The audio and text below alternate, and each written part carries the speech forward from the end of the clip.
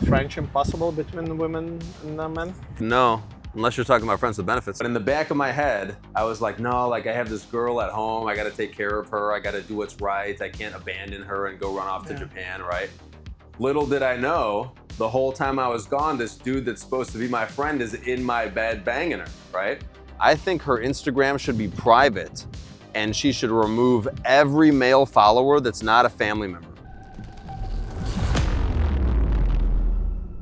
Chris, thank you for finally coming to Dicee Podcast. We'll try to schedule our interview for about a year now. Yeah, it's been a while. Yeah, and we had a congruences in our schedule, but finally we're here, the lake, on your boat, and I'm excited to hear all the advice you've been giving me throughout 2 years of our relationship and knowing you.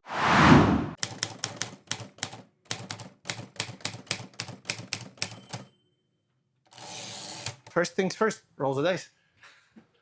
Roll it. Oh, we're off the board. 15. 15. What is your favorite color?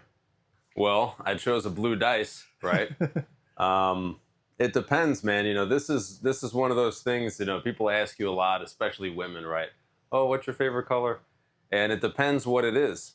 Like if it's, you know, jewelry for men, I like stuff that's black and gold. If it's a muscle car, I like them green with black accents, right?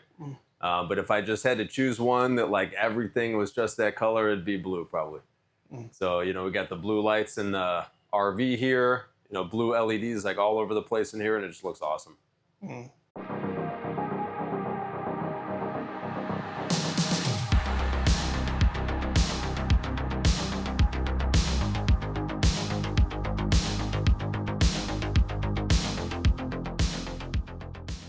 Chris, we're on a boat.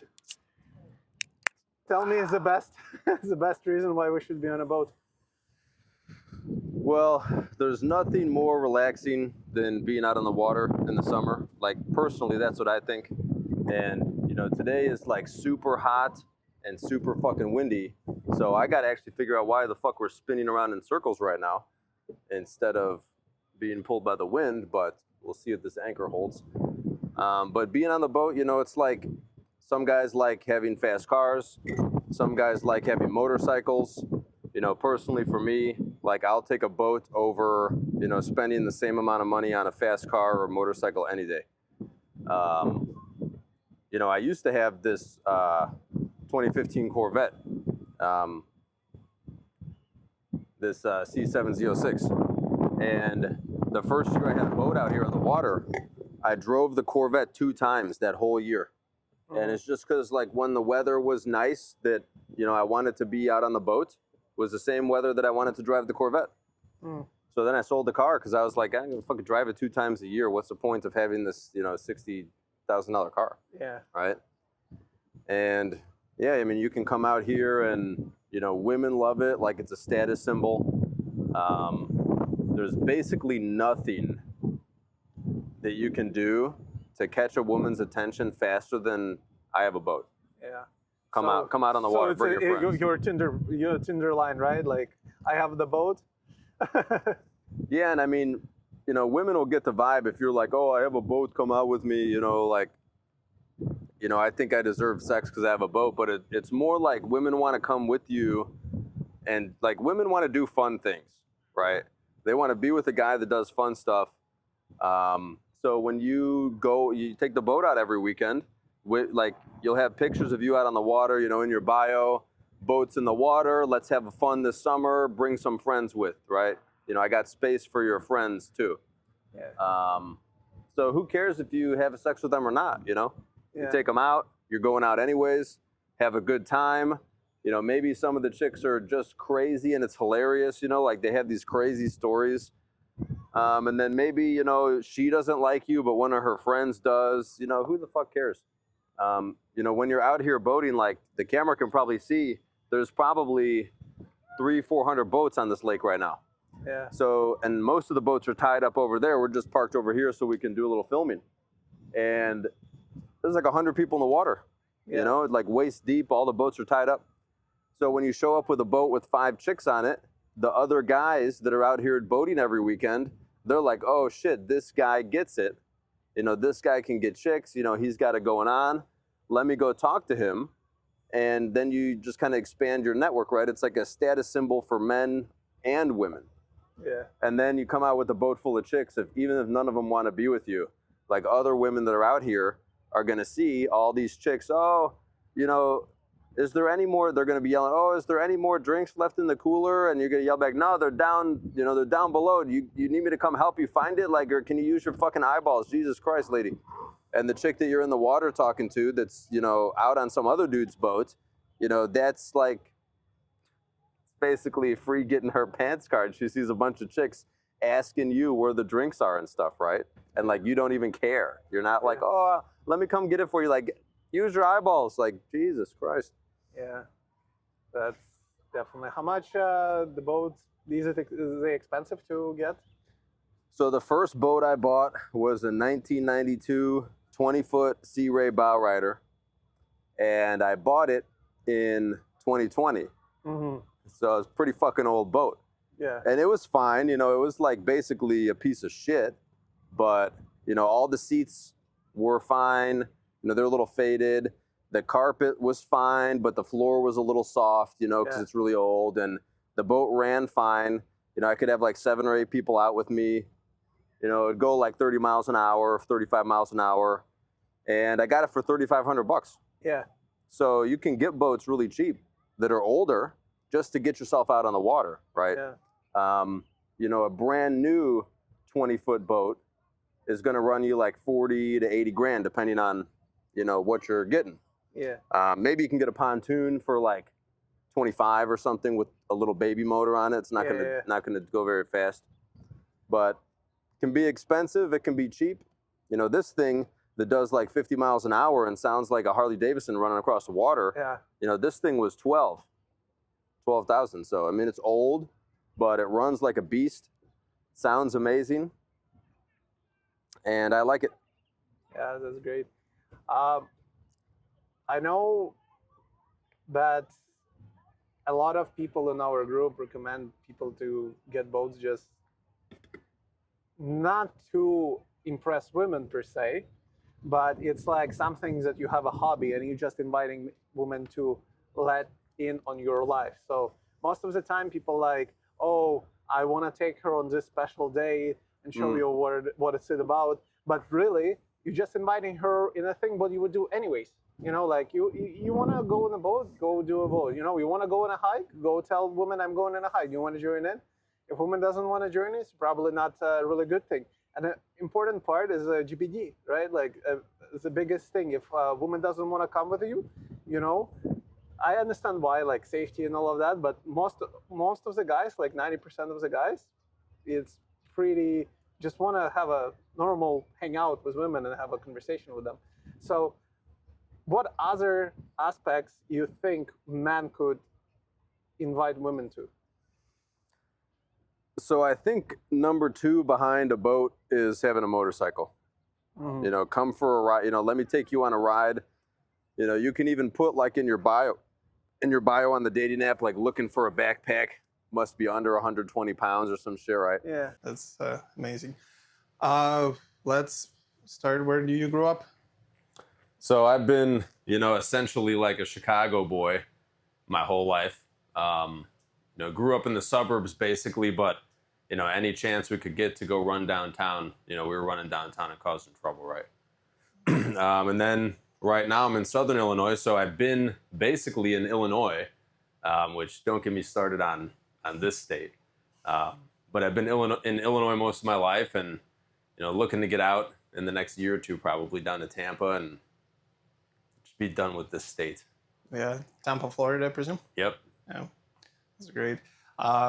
We connected really in an interesting way. I think when I joined the group, you was the first person I actually meet up in a group, and you've been giving a lot of advice to men how to deal with women and how to create all of that stuff. So, and you've been this advice to everybody else. So my question to you is like, what Do you remember advice that you was giving me like 2 years ago?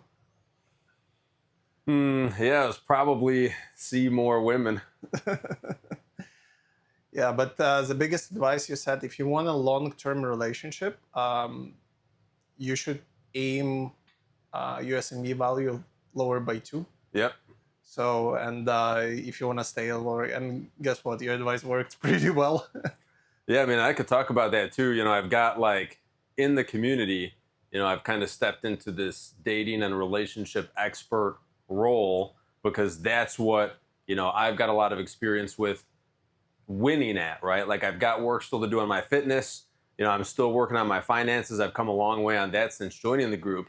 But when I came in, I was already able to give solid relationship advice. So, in stepping into that role, I've really expanded like what used to be this sounds about right for me, and this is what I did that worked. Diving into why is this the right thing to do? In these situations, is it sometimes not the right thing to do, and why? So that's got me into my golden rules of modern dating, and one of those is shoot 2 points down. But before you do that, you've got to like accurately and honestly assess your own SMV, or sexual market value. Right, so if you think you're a 7 and you're a 5, obviously you're not going to shoot 2 points down right. But yeah, shoot 2 points down, accurately assess your SMV, 5 minutes or less, put the ball in her court, and yeah, that's the golden rules of So online dating. 3 golden rules. What bring you to that kind of point when you became unplugged? Yeah, so I guess I'll talk a little bit about my first unplugging. When I was young, back when I was a teenager, I was like a womanizer and chasing chicks around and stuff. And I was with a woman who was crazy. Who knows what her issue was, but, she had mental issues. And when I broke up with her, because she was crazy, she put a 7-inch knife into my back, through my lung, and out my chest. So it was basically, she was like, if I can't have you, no one can. And that, like the mental fallout almost from that on my psyche, it made me like really not want to trust women after that. She almost killed me. And it made it really hard for me to let a woman in. Like, how a lot of guys find it really easy to fall for a woman. For me, it was really hard. And that's what kind of led me to being able to get in the reps at a young age, where I wasn't going to jump into something serious with a woman because I was like afraid to get too close to her, and then have her try to hurt me, right? So that kind of like let me get into the grinder, the meat grinder of dating and getting in reps and getting experience. Want more Google reviews faster? With Apex NFC, your customer can share their experience with just a tap. More reviews mean more visibility, trust, and growth for your business. Stand out from the competition with Apex NFC. Use the code VictorTimeball for 15% off your first order at apexnfc.com. Start growing your reviews today. And it's interesting because, and I learned this in high school and stuff, you see women that you're interested in, and, like you try to get in through the friend zone, and then they've got a guy that they're chasing, some boyfriend, whatever, and he treats her really bad. And then she comes and calls you, after he, won't pick up the phone, and, you're like her shoulder to cry on, right? And then you treat her really well and you want her, but she wants nothing to do with you and keeps going back to this guy that treats her like shit. So like I learned this stuff when I was younger, and then in combination with, I'm not gonna like put all my chips on the table with one woman, is kind of how like as a young man I learned all this stuff to begin with. Yeah. But back then, this was like 2005 to 2012 maybe. Back then, all of these like red pill ideas and unplugging and all this stuff was kind of like not in the mainstream, right? Mm-hmm. So back then I just thought I was crazy, right? Like, I'd have a girlfriend that was going away to college, and I'd dump her, to like date a younger, hotter girl. And people around me were like, oh, you're such an asshole. You don't care about these women. You just want them because they're, you know, they're hot, and you know, it's like, unless you're unplugged, you as a man doing the right thing, what's right for you, will, like, you can be convinced that you're doing something bad, right? Just because of the nature of, like, men want to help women and protect them and save them. So if you're selfish as a man, like women always are, you know, for themselves, you really can think like, oh, maybe I'm a bad dude, you know, like maybe I'm shallow, maybe I'm heartless. So yeah, then in my 20s, I met this like famous cosplayer chick, basically, and just super, super, super beautiful, you know, just a smoke show. And the super woke, like, cosplay scene, like all these, you know, guys that watch anime and go to anime conventions and cosplay and stuff, they're really, really liberal. Like, they're really woke people. Through dating her and getting, like, you know, being kind of injected a little bit into her group of friends that were super liberal and woke. And then we started living together. And, you know, it was like, I'd be playing video games with my friends online, and, you know, I'd start saying, you know, some obscenities like, oh, you homo, whatever. And she'd be like, oh, can you not? Like, don't you know that's offensive to gay people if you use that as a slur? And because, like, you know, I was all in on this chick, like the first chick I was really all in on, you know, my whole life, that I, like, didn't really care about. I started to, like, believe it, right? I was like, man, maybe I am kind of an asshole and kind of a bad person. And, you know, like, maybe I should change and be more normal, like the average person, right? Like the average plugged in Joe plumber, whatever, right? And so that's like when the betatization first started for me. Because before that in my life, like, I was always leaving women, you know, I was always like getting into big arguments with them and storming out and blocking their number and stuff. Cause, you know, I was being selfish, and I didn't want to let them in too much because I didn't want to get hurt. I was kind of like almost naturally unplugged from, you know, not wanting to take a woman seriously because one tried to kill me, right? Yeah. So then with this one, you know, she like slowly kind of plugged me in, or it was almost that my whole life I thought I was crazy, and like I'm the only one that has these unplugged views. Mm-hmm. And I was like, yeah, maybe I'm just insane, right? And then she convinced me of like that thought in my mind might be the case, right? So I started getting betatized, you know, started putting up with more shit from her, you know, stopped going and doing the things I wanted to do as much because she wanted me to do other things, or she wanted me to do something with her instead. And I just became like a softer, weaker man. You know, I started disagreeing with her, right? You know, when I was like talking a lot of shit and being a dick, she'd be like, oh, you know, it's kind of rude. Like, you shouldn't talk like that. You know, what if someone else, you know, it's like, instead of not giving a fuck because I'm a man, right? And then, sure enough, she started hooking up with one of my friends in the friend group that I was in, of these like softer, weaker, more plugged in guys, right? So the first issue was I was becoming like them. The second issue was that these guys will do anything to get in a woman's pants, right? Yeah. Like, they don't have options, and they don't have integrity. That's why they're softer, weaker men. You know, they're afraid to say what, you know, is on their mind that could be controversial. So at you know, the same time, like when they're trying to get a woman, they're like going to tell her whatever she wants to hear. You know, like same shit like I was talking about that I did when I was in high school, when the girl I wanted had a dickhead boyfriend, right? Yeah, yeah. You know, he was doing the same type of stuff that I was doing back then. And yeah, basically I was in Japan for 3 weeks, and I came home. I almost stayed there because, you know, like, I had enough money where I could probably live there for 10 years and like I'd be able to figure it out. And it's just a different experience there. It's much more like traditional of a country. And I speak enough Japanese where, you know, I know enough people that live there too. So I was thinking like, man, I should just stay here, you know, just get a place, sell all my shit back in the US, move here. And then like I have enough money where I have time to figure out how I'm going to make it happen if I want to stay here or not. But in the back of my head, I was like, no, like I have this girl at home. I got to take care of her. I got to do what's right. I can't abandon her and go run off to Japan, right? Little did I know, the whole time I was gone, this dude that's supposed to be my friend is in my bed banging her, right? Yeah. So I came home, and She was acting a little different. I thought she was just mad because I was gone for 3 weeks, right? And we'd never been apart for more than a week or two at a time. And I walked upstairs and there were new sheets on the bed. And the whole 2 years she was living with me, she had never like done laundry. She had never changed the sheets. Like she would sleep in the same dirty sheets until they were cooked, just toast. Just nasty. So I was always doing that shit, being a good little beta. And I saw the sheets were changed and I was like, alarm bells were going off in my head, right? Like, oh man, something had to have happened.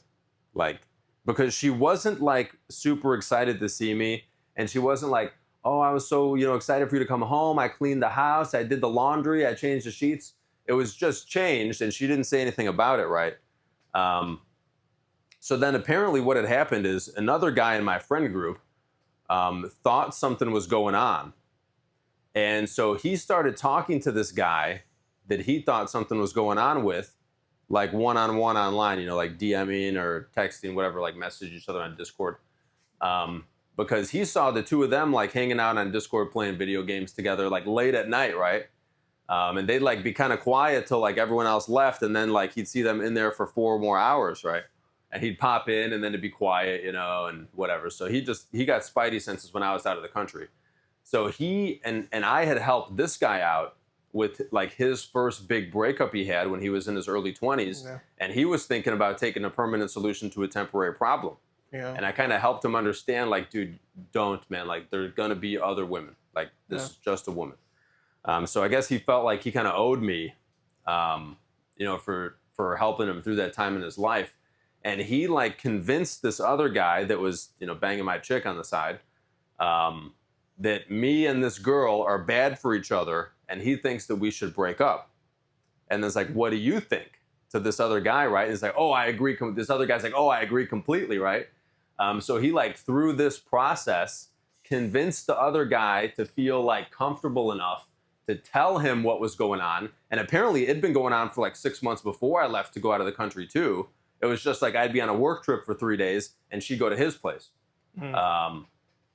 So that friend of mine, as soon as I landed from Japan, he was just like waiting for me to like get over my jet lag. And it was basically when I woke up finally after my jet lag sleep, I had like all the screenshots from this guy, of like the other guy telling him what's been going on. And so, it's a whole other story, like the fallout of that and trying to get this girl the hell out of my house because she had nowhere to go. And, that's a whole other story, but that's what brought me back to like red pill and unplugged ideas was, like I had these ideas most of my life and I thought it was crazy. Like I didn't understand like this is correct, right? I was like, am I crazy or is everyone else crazy, right? And then she convinced me, no, it's me that's crazy and everyone else is normal. Yeah. And then through this like betrayal and like just how crazy that situation was, like trying to get her out of my house, I was like being just an unbelievable asshole to her. And she kept like the meaner I got to her, the more she tried to like win me back instead of get out of my house. And I was like, what is going on? So that's what kind of helped me realize that, so actually I was right all along and everyone else is crazy. Yeah. I'm not crazy. Everyone else is crazy. All the plugged in people are crazy, right? Believing all this bullshit they believe. So that's like how I got, and that's when I was 27 when this happened. And that's how I got, basically like into the space, so to speak, of like going and looking for, like I knew the stuff.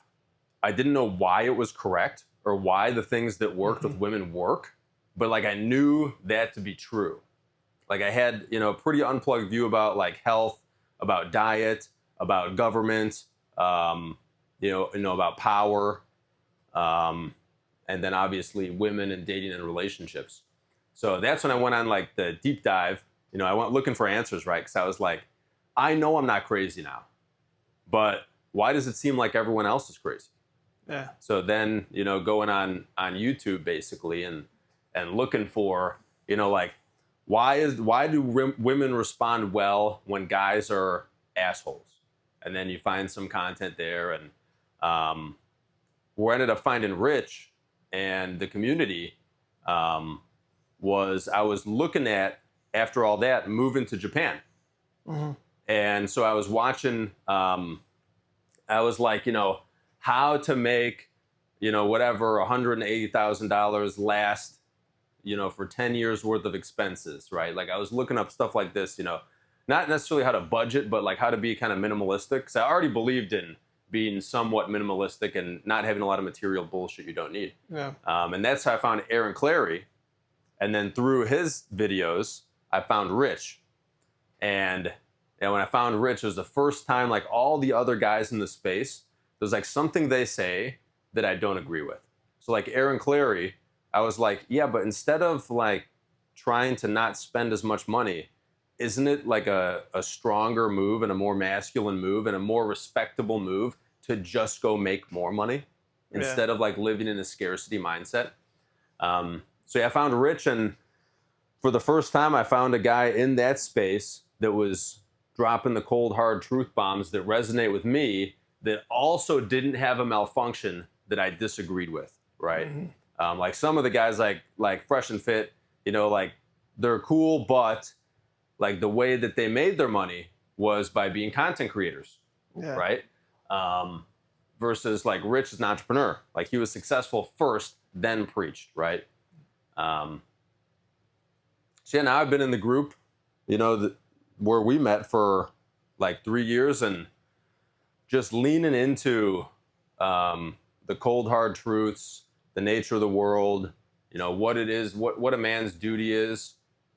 Like the last 3 years, I feel like I've made 10 years of progress. Like we were just talking on the way here. Yeah. It was like 20 months ago that you were last up here out on the water with me. And it feels like it's been like three years. Right? It's been longer. It's been way longer, yeah.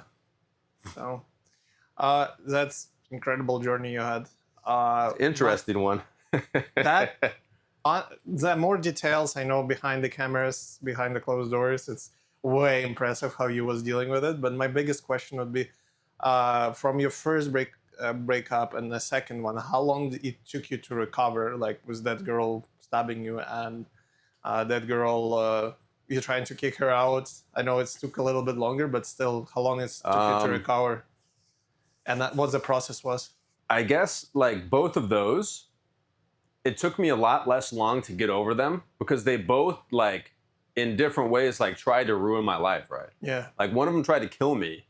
The other one, just like betrayed me in a way I'd never been betrayed before, right? Yeah. So those were actually like pretty easy to get over, right? Because it's like, how could you not get over it, right? How could you like still want to be with her, right?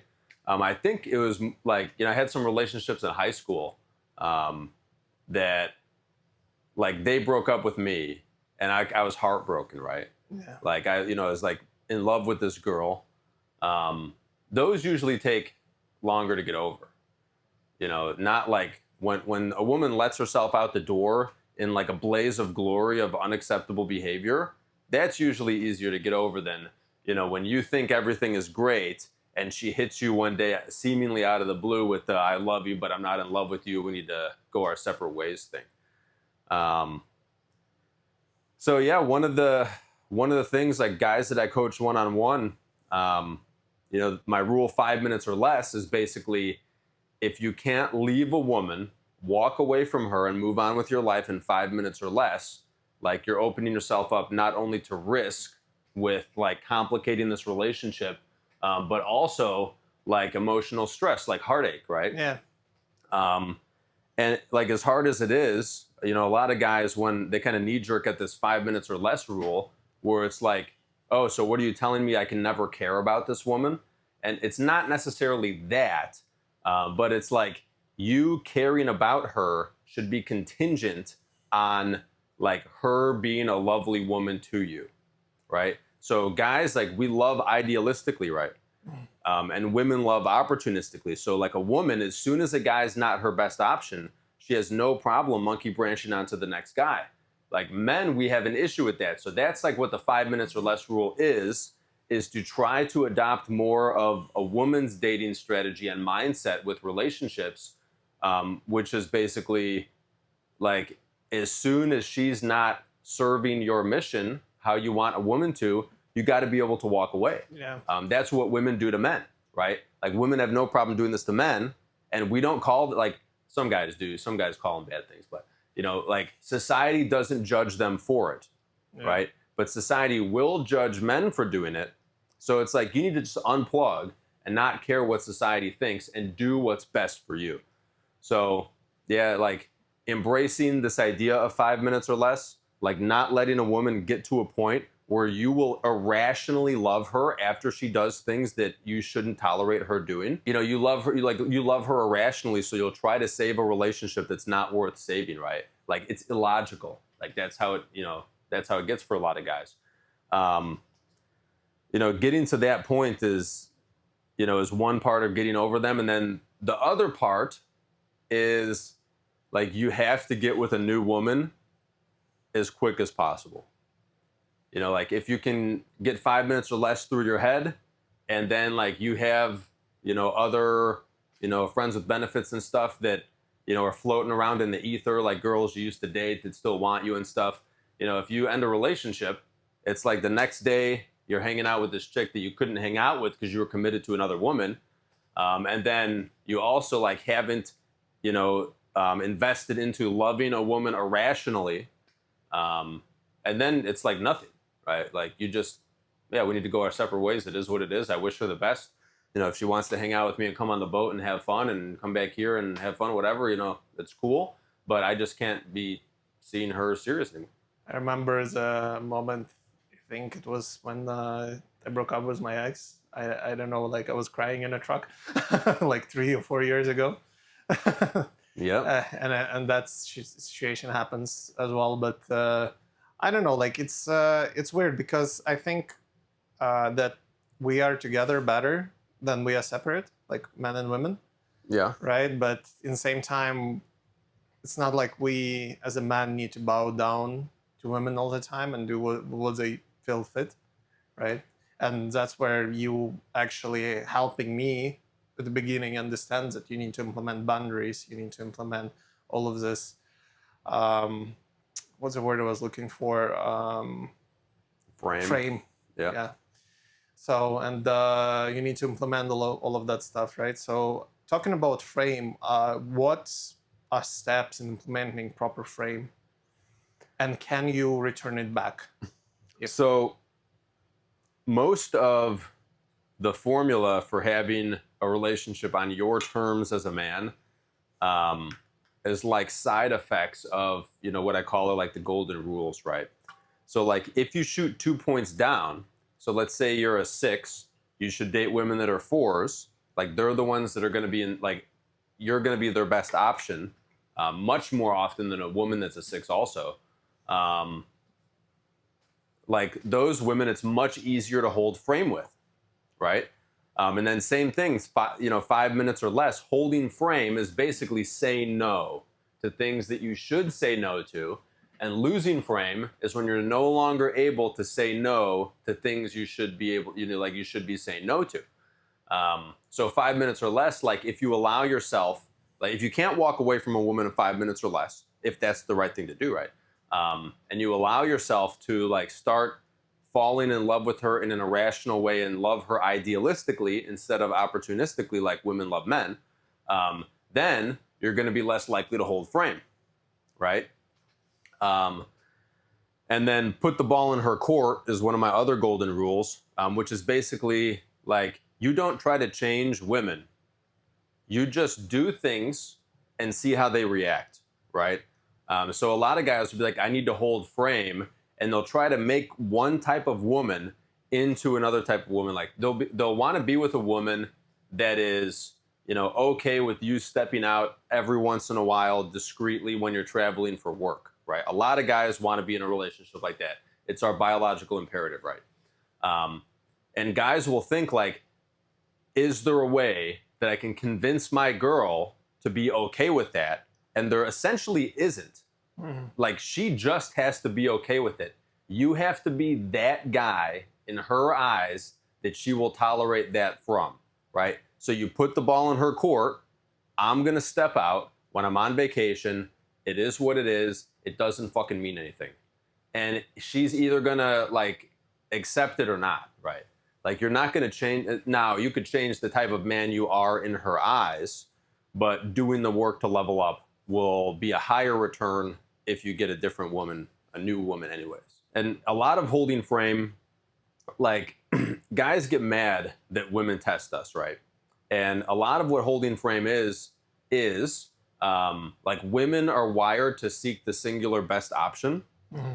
And like once they find a guy that they think is the singular best option, they're going to go all in, right? Mm-hmm. And like evolutionarily, their life is on the line, right? Like if this guy can't protect and provide, me and my children will die. So it behooves them to make sure that this guy actually is like a good protector and provider and a strong masculine man, and that he hasn't just convinced you that he is, right? So that's what a lot of this stuff is, like the shit tests that women give us, which is basically like women are compelled by their lizard brain to say some shit to you that they don't actually care about to try to get you to do something that they don't even care if you do or not, just to see if you'll tell them no. Because, you know, if she tells you I don't want you going out with your friends this weekend because, you know, I need your help watering the plants, right? Like, the fuck? So, like, if you told her no, then she knows when, like, the enemy shows up, like the other men that want to cause you and your family harm show up, you're more likely to tell them no, right? Mm. But if you're like, okay, honey, you know, I'll tell my friends I can't go out with them I'll cancel my plans and help you water the plants this weekend. Then she's thinking in her lizard brain, like, what the fuck? Like, what is this guy going to do when a man comes and tries to enforce his will upon our family, right? He's just going to lay down. So that's what a lot of it is. Like, women literally just want to be told no. That's what most of holding frame is. The rest of it's like if you choose women that are 2 points down and are actually into you and believe in the purpose that you're on and they're attracted to you, like holding frame usually is very easy, except for, you know, these moments in which they're going to force you to have to tell them no. And it's just they want to be sure that they made the right choice in you, right? It's not like, you know, deep down they don't want to make you into a weaker, softer man, but they're going to try to see if you'll resist, right? Yeah.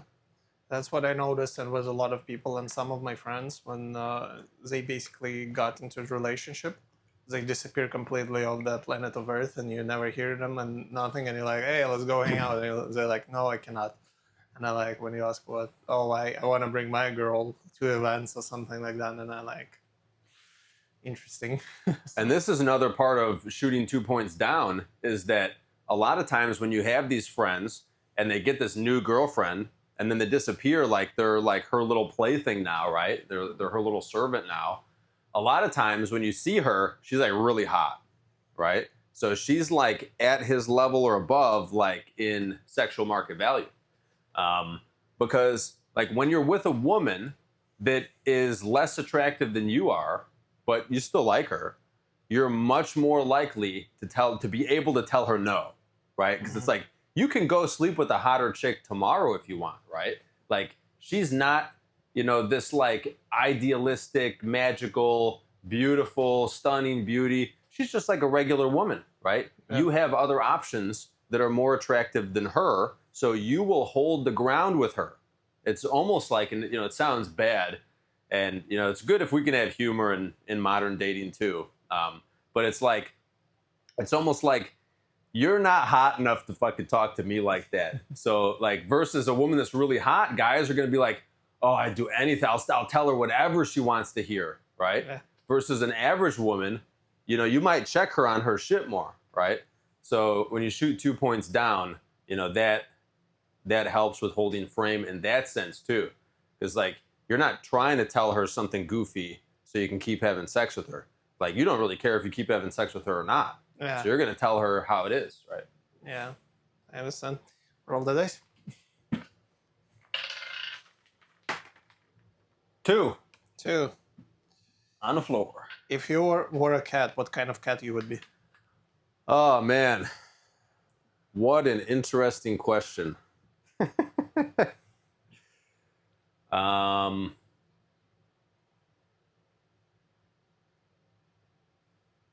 I would definitely be. Well, I guess I kind of am. Like I'm pretty stoic and so I guess I am a little bit like a cat, right? Like I'm not bouncing all over the place ever, and like a dog, right? I'm more like a cat where I'm just chill and mellowed out a lot of the time. Um, I guess I'd have to be like a cheetah, right? Like a big cat, runs fast, you know, long legs. Actually, if I had to be a cat, I'd want to be a cat, like with one of these. It'd be great to be a cat that's owned by like one of these single women that wasted her 20s, because like they treat them like little babies, right? Yeah. So I take them around, to see the town in strollers and stuff, and they like buy them the most expensive food, and they have like a fancy litter box and all these things, because the cats are like their children. So maybe I'd want to be like a blue-haired, what's cat. Gotcha. Then I'd be like the little prince, right? How you cold approach women? I don't do a lot of cold approach. The type of cold approach that I like to do, that I usually do, is like long game, right?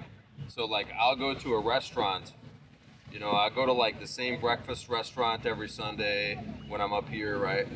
I'll go over to the same like bar, when I'm on the boat to get food. And so a lot of it's like that, like, I'm gonna cold approach women that are working there. Like I go to the same Walmart, like down where my house is down south. Sometimes I go to Jimmy John's, I go to the gas station over there. But when I do, I use more of like long game. So like I'll go to the grocery store, I go to the same one, once a week or every other week. I'll go to like a sandwich shop, I'll go to a sushi restaurant, I'll go to a breakfast spot on Sundays. And I kind of just like am playful with the women there, right? And then like if I go to a place for lunch that's new, and there's a woman there that like I give her some game, right, and she responds well to it. If I don't try to close that night, because like I don't really care usually, right? Like I have options. I might go back the next week and see if she's working again, right? And then play with her a little more, and then maybe I'll ask for a number then, right? So I always use this example when I first moved down south for the sales job I'm doing now. We had this big storm that came through, this derecho, and it ripped the front of my house off. And like this is a brand new house, right? And I was pissed off. So I didn't have a ladder, I didn't have a drill, like it was all in boxes, or some of it was at my old house, or up here, at my house that's on the water. And so I was going to Walmart to get all this shit. And there was this girl at the self-checkout, and she sees me coming in, and I got this ladder, and I got all this bullshit in my arms, and she's like, oh, do you need any help? I'm like, yeah, I need some. You want to get up on the ladder with me and fix my house? And she was like, oh, I don't know how to do that. And I was like, yeah, I didn't think you wanted to. And so, then I was like, mess with her. I was like, I just moved down here. Like, I literally only have half my stuff down here. It's all in boxes. Yeah. And this derecho ripped the front of my house off. Like, I don't have shit. So, I'm probably going to be back. So I'll see you in a bit. And then, sure enough, I have to come back to Walmart. I got to get some paint or something, right? Whatever the hell it was. Paint my gutters, the fascia of my house that had scratched up and shit. I know that you've been joining on a trips to discover yourself in Algonquin Park in Canada as well. What kind of resolution you found out that you want to achieve and do in life?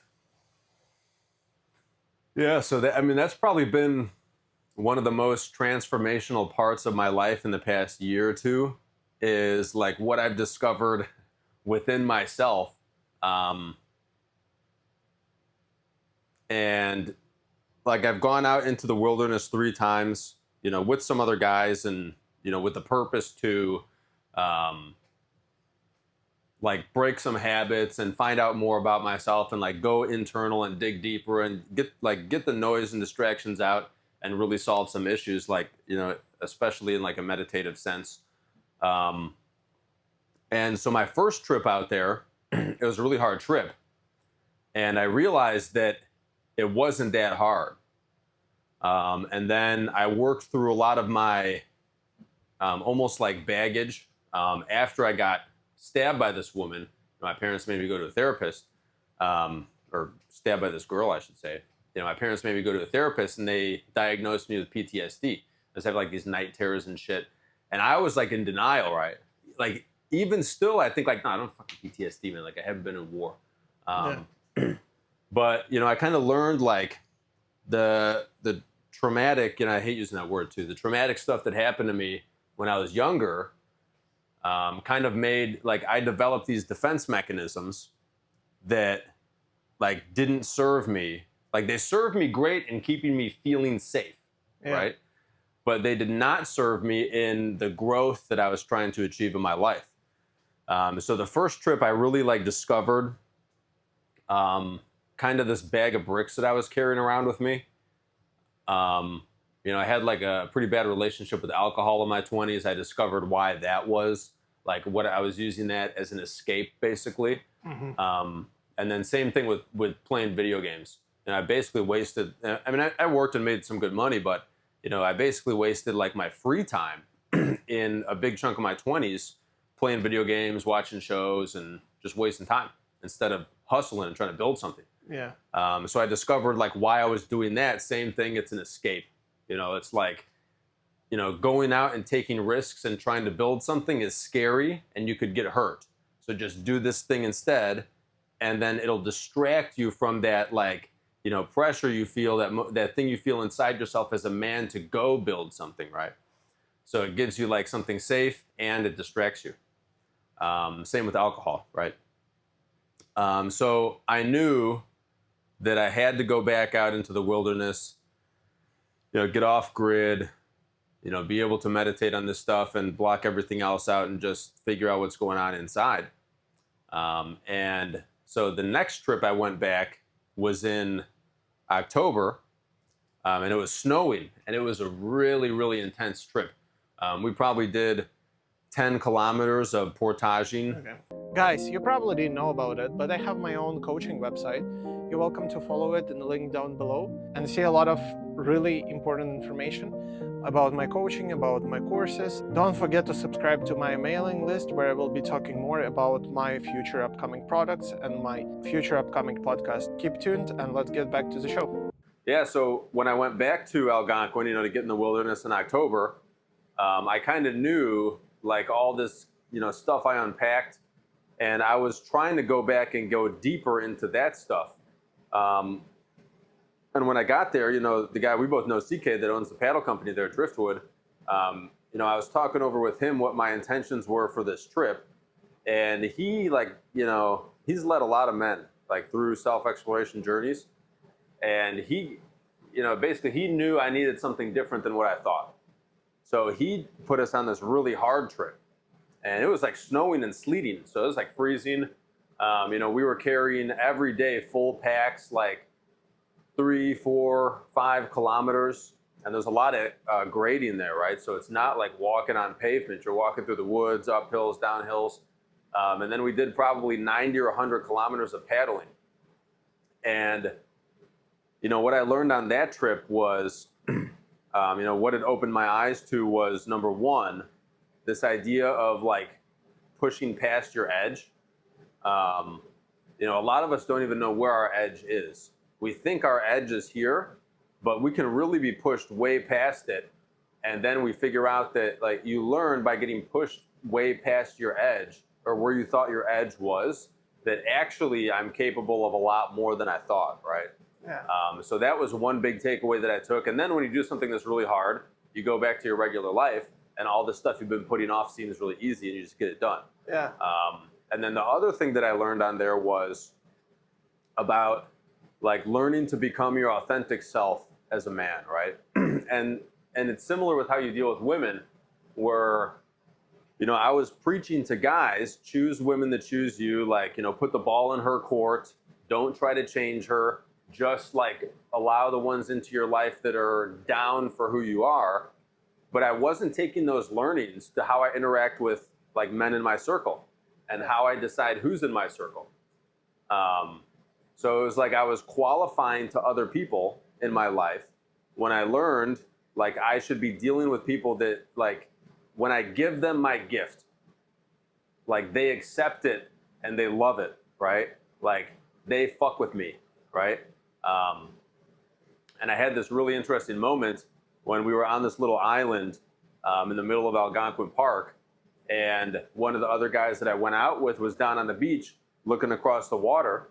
And, you know, I got this feeling like I think he's going through something, he's working out something, and I don't want to bother him, right? Because I'm always like goofy as fuck, right? So I was going to walk up there and say some goofy shit to him.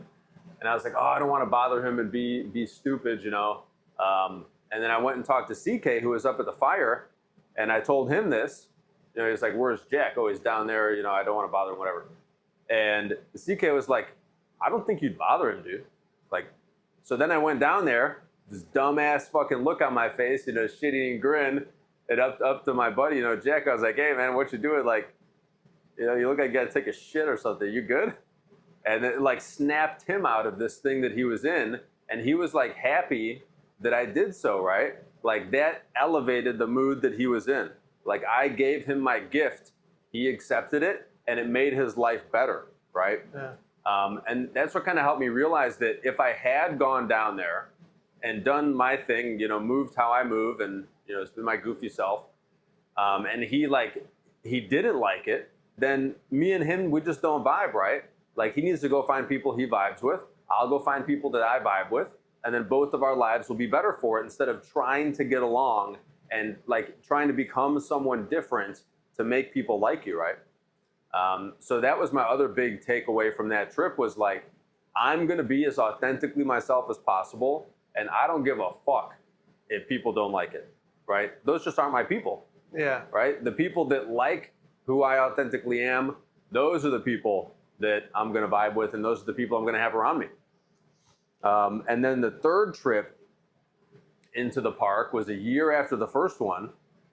And I had done a lot of internal work. I'd done a lot of work, you know, becoming more strong physically. And I was like ready to go, instead of the trip kicking my ass, I was ready to go kick the trip's ass, right?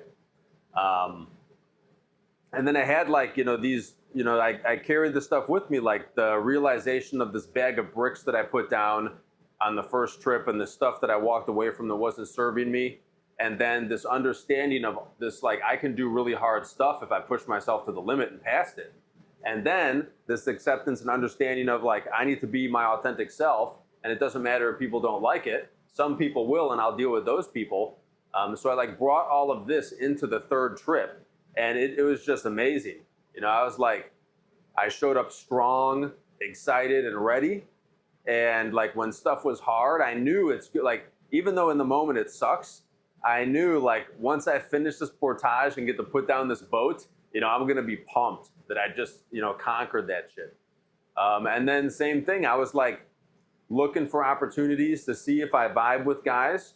And like, if we didn't vibe, it's no big deal. You know, like I wasn't trying to impress guys. I wasn't trying to, you know, look like some type of dude.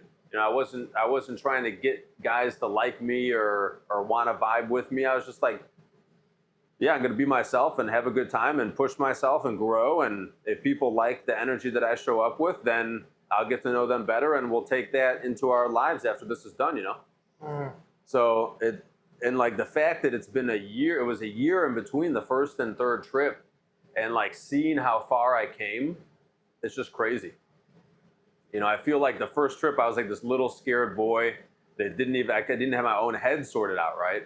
And then by the end of the third one, you know, I feel like I'm a man. I know what I want. I know what I can offer. Like, I don't give a fuck if, you know, if people want to come with me on this journey or not. It's cool. And just going out there and doing some hard shit and experiencing life and the beautiful world, you know, like the beauty of the natural world and, you know, what it's like to suffer and getting in touch with our ancestors and like the types of lives they have and lived, and makes you not want to come back to civilization after, like, when you're in the right headspace, right?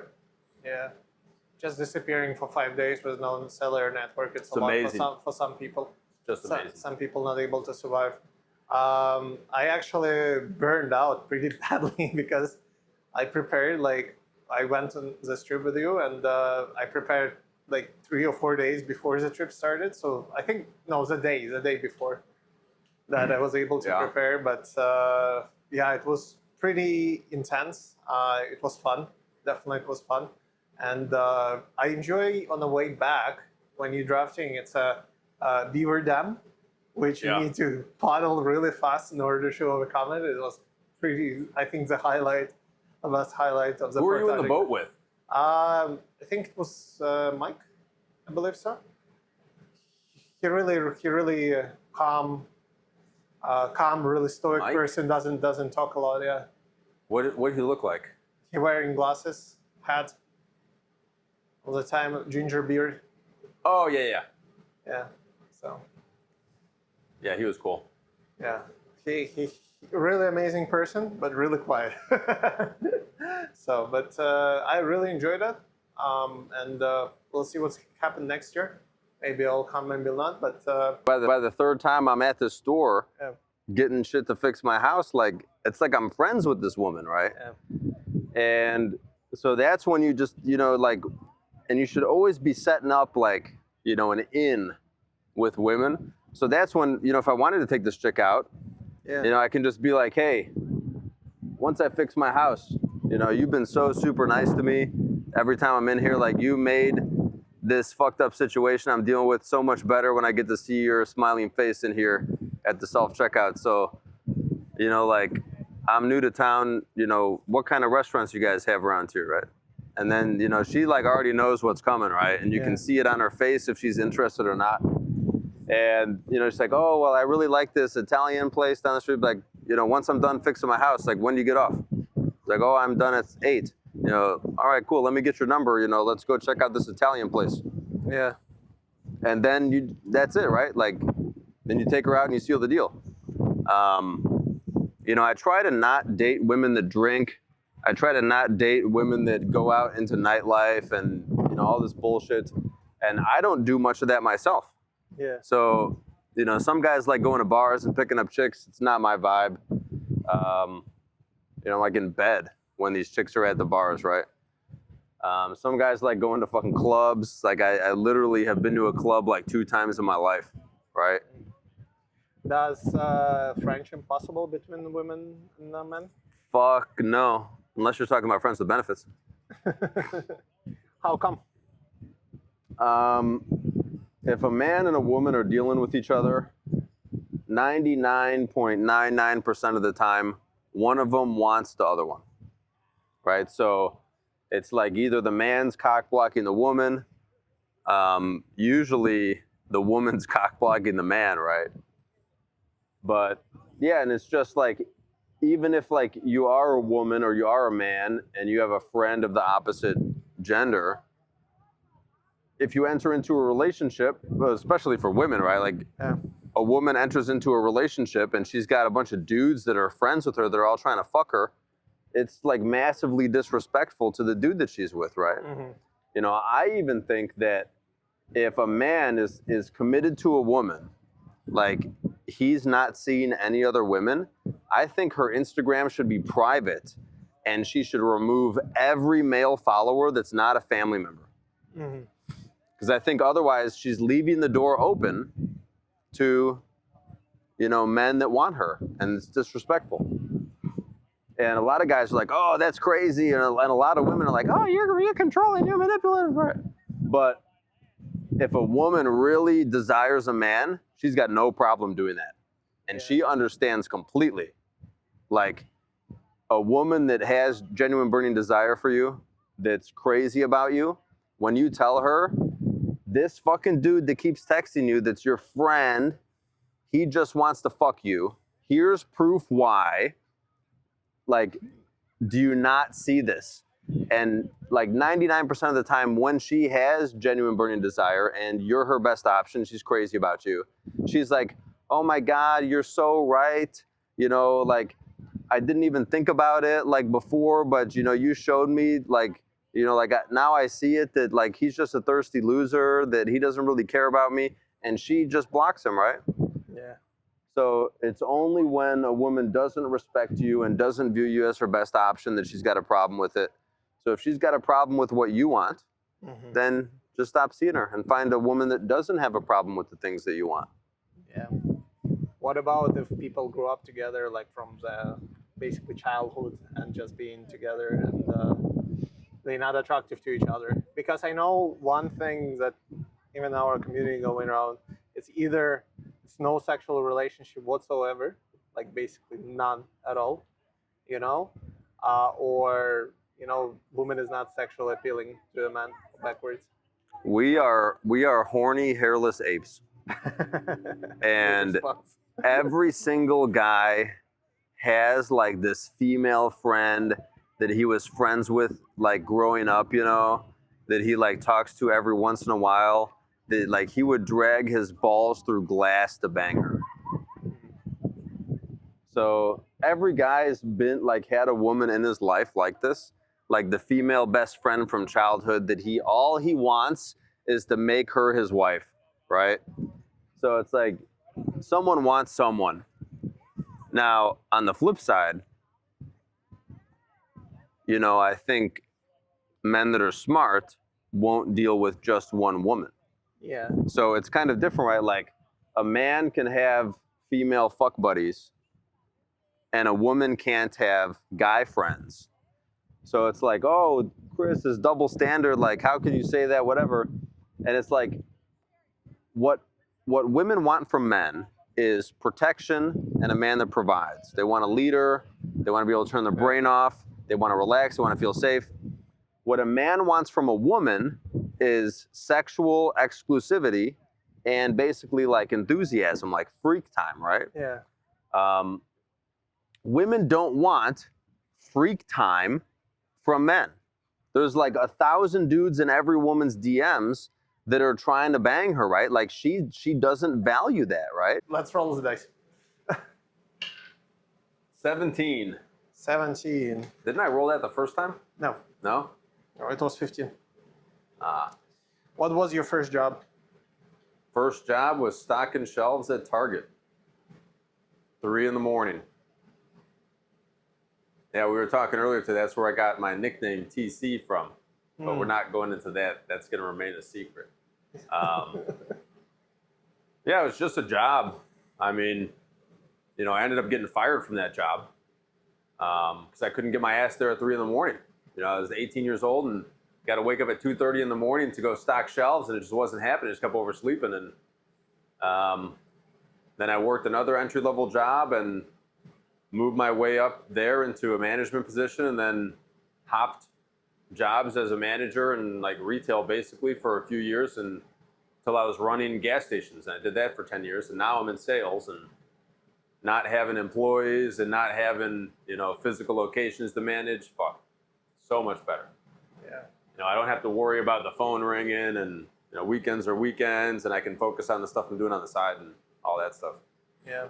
How you discovered that you want to be a coach and train other guys to be better with women, and at least if they want to have a relationship and they don't want to run a lot of plates, as we call them, they able to succeed in that. So, it was like the value that I was able to add when I first joined the community was like kind of helping guys through their issues with women. But it goes back a long way, like because, I was like being a womanizer, playboy, whatever, from a very young age. Like when I was in high school and, even after high school, like the guys that I hung out with, they'd be texting some girl and they'd be like, oh, she sent me hey with 3 Y's and a smiley face. What does that mean, right? Because they knew like I had these answers because I had the experience. They'd get on a dating app and they'd be like, oh, what should I message this girl that matched with me? And I'd be like, give me your phone, man. Like I look at her picture, look at the bio, find something witty to say, send it to her. And then, they'd always be like, oh, why'd you send her that? Like, it's kind of, and it'd be something that's like kind of a nag, right? Or like, pushing the envelope a little bit, Yeah. like something that a guy that doesn't care if she's into him or not would say. And they think like, oh, I gotta make her think I'm into her, right?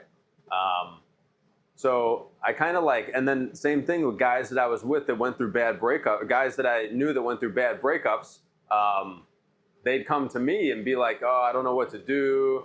It's not, like I said before, the more than one were like, like depressed and in a really bad spot and thinking about taking a permanent solution to a temporary problem, and kind of like helping them understand that it's not the end of the world and what they should do and focus on to move forward. So I was kind of like that guy in a lot of the groups I was in when I was younger. And, I leaned into that when joining the community, and it just became kind of natural to me. And then when Rich and Moff launched the School of Unplugging, I wanted to give back for this massive value that I got from joining the community myself.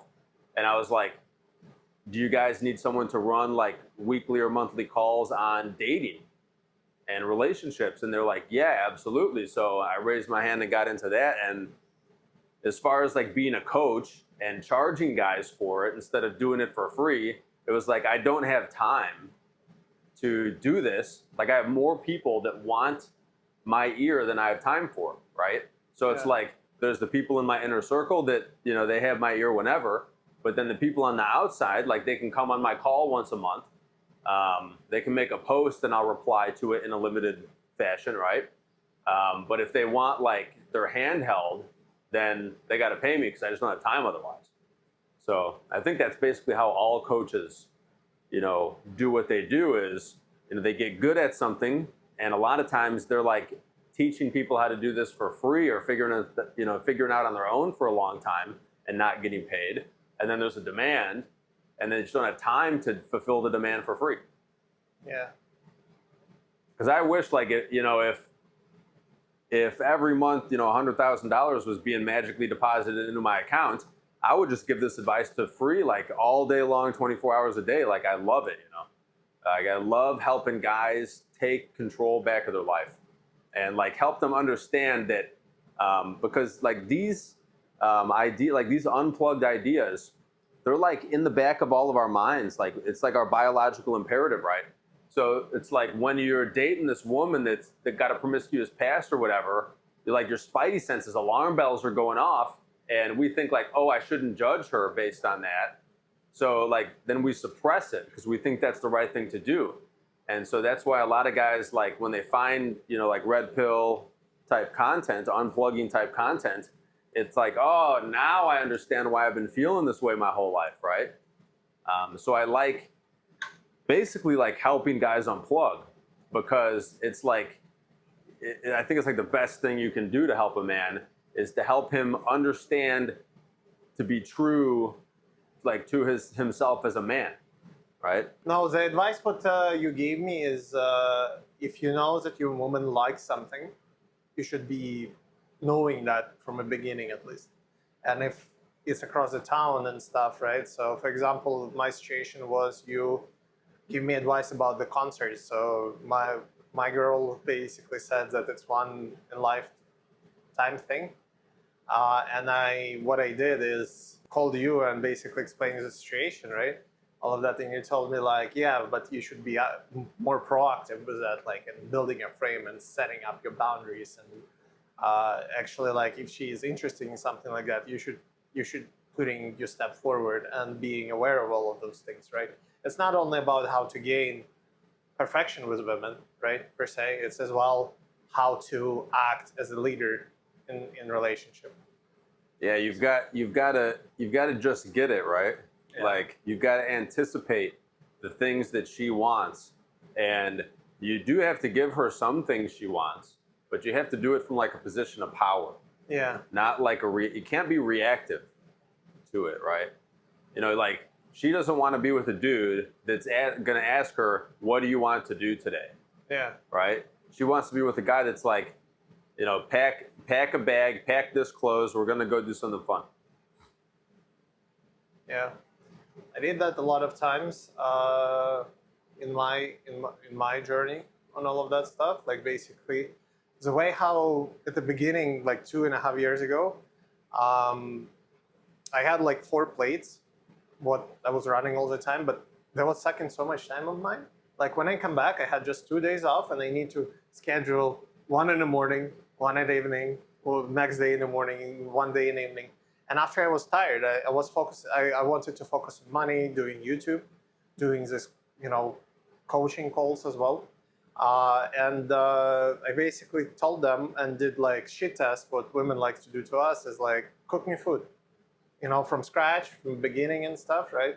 And that's what mostly you explain to other guys, what value a woman brings to you, right? And I think that's important distinction. What men do not understand sometimes is like that you actually need to understand what you want from a life, right? Instead of asking her what she wants to do, you actually know what you want to do, and you go and doing that, right?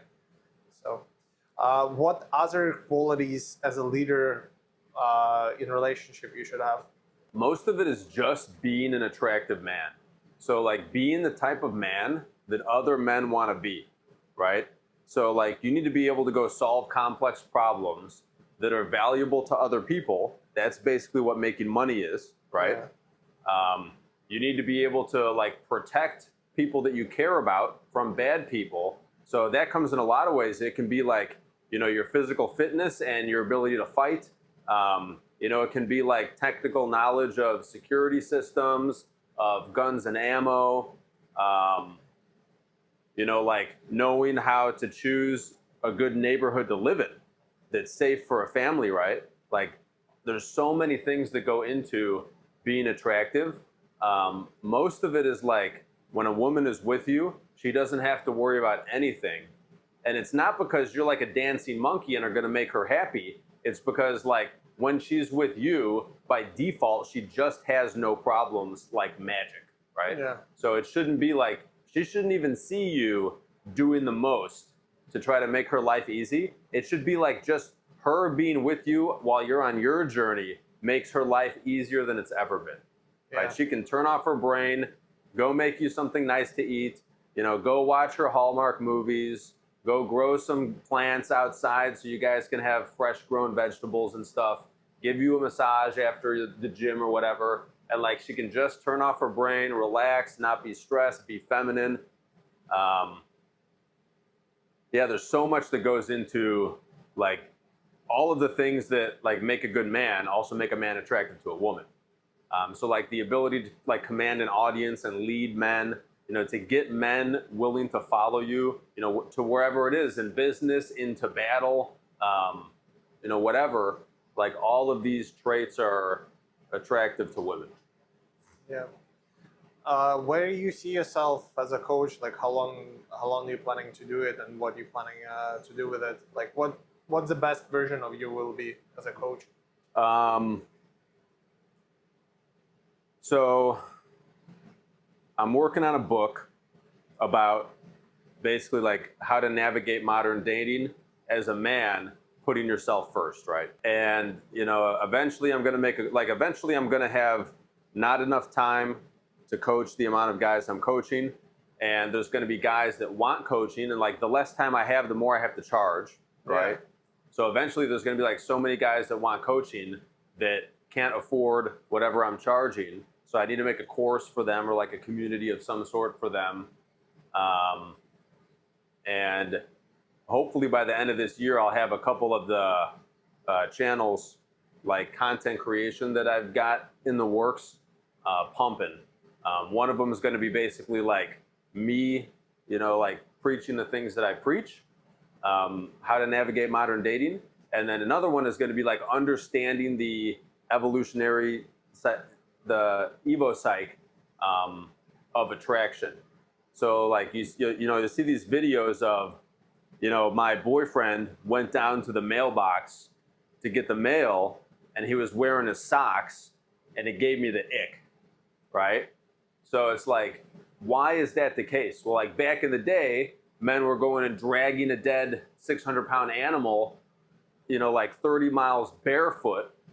Yeah. And now, like, your husband is so soft that he puts on his little fuzzy cushions on his feet to go walk down the paved driveway, right? So women, like, don't understand, why do I get the ick from this? Yeah. And there's a lot of things on the male side, too, where, like, men don't understand, like, men can't figure out why they don't like promiscuous women, right? Yeah. They're, like, told that you shouldn't judge her by her past or whatever, and they know they're disgusted by it. And then some guy will explain, like, master lock and key bullshit analogy, right?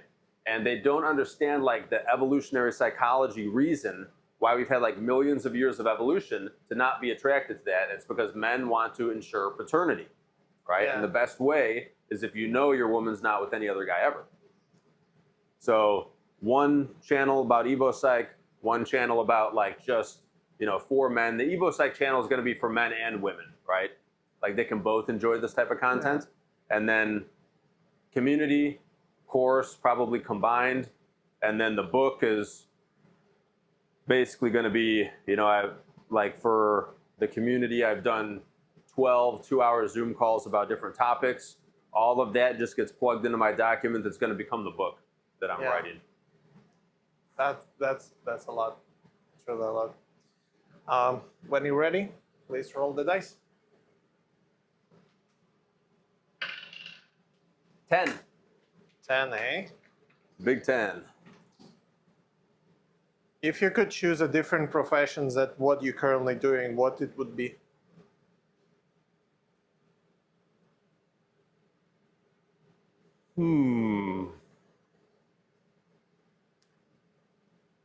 Well, so my main job in sales, working for somebody else.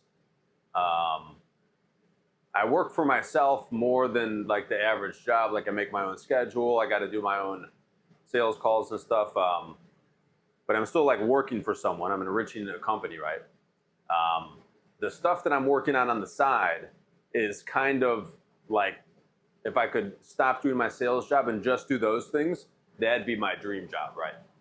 So I've got like, one arm of it is real estate. And I'd like to get like some more like short-term rentals, vacation homes, stuff like that. I think that'd be super cool. Like you can block it out for a week and go there.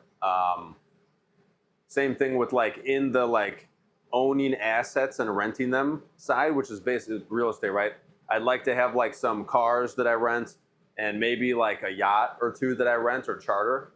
And then the other arm, like totally on the opposite end of that, is the coaching. And then like the third arm is the e-commerce.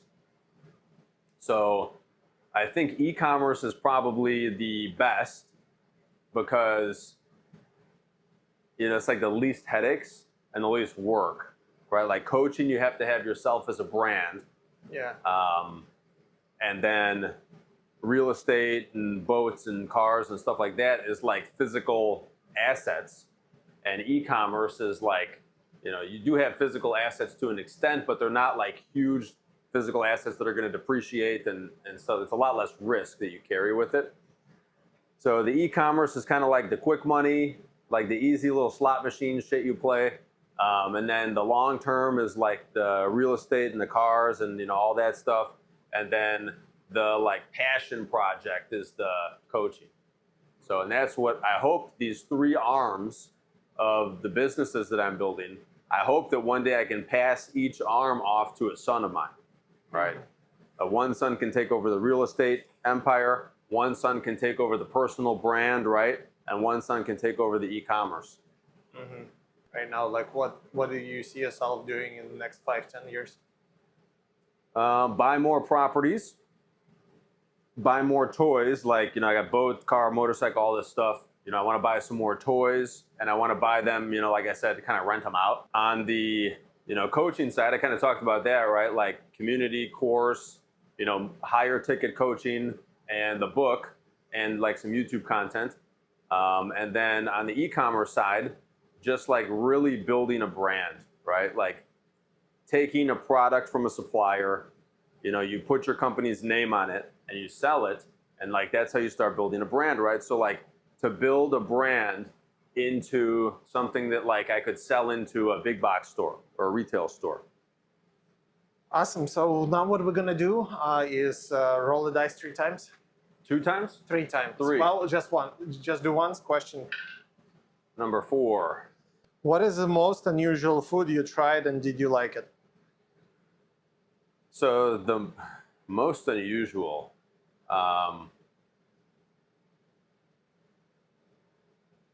raw horse, probably the rarest, like the least people have tried in Japan, and it was great. It was like kind of like halfway between venison and cow. I want to hear more. Yeah, I mean, in Japan, you can, like, I've had whale, dolphin in Japan raw. I was almost thinking about the weirdest food, like natto, which is fermented soybeans. I did not like those. I tried it a bunch of times to try to acquire the taste and just couldn't. But yeah, I was at a restaurant in Japan and they had a horse sashimi. I need to go to Japan. Yeah, it was interesting. It was good. How's it to be tall in Japan? It's wild. You know, the doorways are 6 feet tall. I'm 6'6", so everywhere I go, I'm ducking to go into places. You know, everyone's looking at me already because I'm a foreigner, and you know, Japan's very like ethnically Japanese country. And then I'm like super tall, and people there aren't that tall. So you know, when I'm walking down the streets in Japan, I can just see over everyone's head, like as far as you can see. And then you'll see like one other tall person, like half a mile out. You're both kind of, what's up? Give the head nod. The two tall people on that street in Tokyo. Yeah. Roll again. 17 again. 17 again. What one thing on your bucket list that you haven't done yet? My bucket list has kind of turned into like misogi challenges that I want to do. So, you know, I just couldn't I've got so much going on this year. I just couldn't take the time to do it. But some of the guys in the group that are doing the Dolomites, and I think they're doing Alta Via 2, Alta Via 1, which is like another route in the Dolomites, is on my list. Doing a rim to rim to rim Grand Canyon's on my list, but I want to camp each night while doing it. Like camp at the top one night, go down the next day, camp at the bottom, go up, camp at the top, back down, camp at the bottom, and then you hike out. That's on my list. This year, doing a 2-night solo camping trip, like outside of cell service, is going to be my misogi. So my bucket list has turned in from like things that I think would be cool to things that I think would be really challenging, but also amazing. Yeah. So, yeah, I don't have much on my bucket list. It's like tourist or sightseeing, or like I don't want to go to a destination and see it. I want to like go to a destination and be challenged by it and see it in a different way than most people ever do. That's a good mindset to have. Roll again. 16. In what kind of weather you are most productive? Well, am I most productive? Winter. You know, it's like I don't want to go outside. I don't want to go, you know, walk through the forest. I don't want to go out and drive a nice car around. I don't want to go out on the boat. I don't want to go out on the jet ski. I don't want to go lay out in the sun. You know, I don't want to go like build this like hammock, you know, on my property and, you know, meditate and stuff outside because it's freezing, right? So like I'm learning this summer, as like last winter was one of the most productive winters of my life. I'm learning this summer that maybe I need to like rein in the fun in the summer back a little bit so that I can be more productive. So definitely like whenever the weather sucks, that's when I'm the most productive because I'm just like grinding in the house on whatever needs to get done. What is your current project on the house? Just all the stuff with the ecommerce brand. And last but not least, if you would be 20 right now, what you would recommend your younger self? If I be 20? Yeah. Well, it's pretty easy. I don't think my younger self would listen. But, you know, I would tell my younger self, you need to stop drinking. You need to stop playing video games so much. You need to stop watching TV shows so much. You need to stop hanging out with these people that are going nowhere in life. And you need to just grind just grind. Even if it's not like 24 hours a day grinding, hit the gym hard, prioritize making money and building what you want to build, the businesses, and, acquiring rental properties and learning new skills and, becoming more useful so that you can build on it later. Prioritize that over the escape, right? Like this is something that Nick, who you interviewed, talked about that I thought was interesting after the Algonquin trip, that we've like lost the meaning of the word recreation, right? Recreation we think means have fun and do jack shit. Like go just lay down and lay on the couch and watch TV.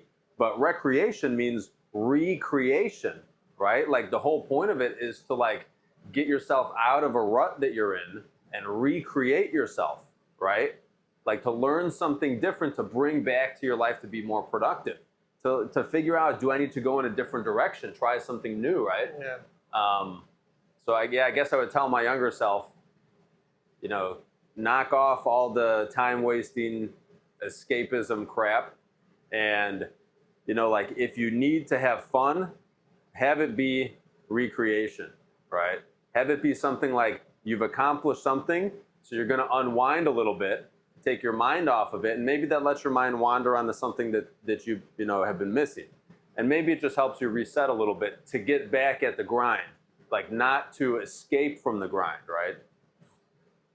Yeah. Chris, I appreciate you coming for a Dicee Podcast. It was a pleasure listening to you. I definitely will be waiting for your book to come in and listen you every time on a Zoom calls or just in person about the goals and dreams you're trying to run in your life, because it's pretty incredible. So, and thank you for doing all your work you do with a helping man to be better in their relationship and their success life. So, thanks for having me on, and it's an honor to be asked these type of questions, right? Yeah. Like it's an honor to be in a situation where someone wants to hear, what you have to say about things. Yeah, I appreciate it. Thank you.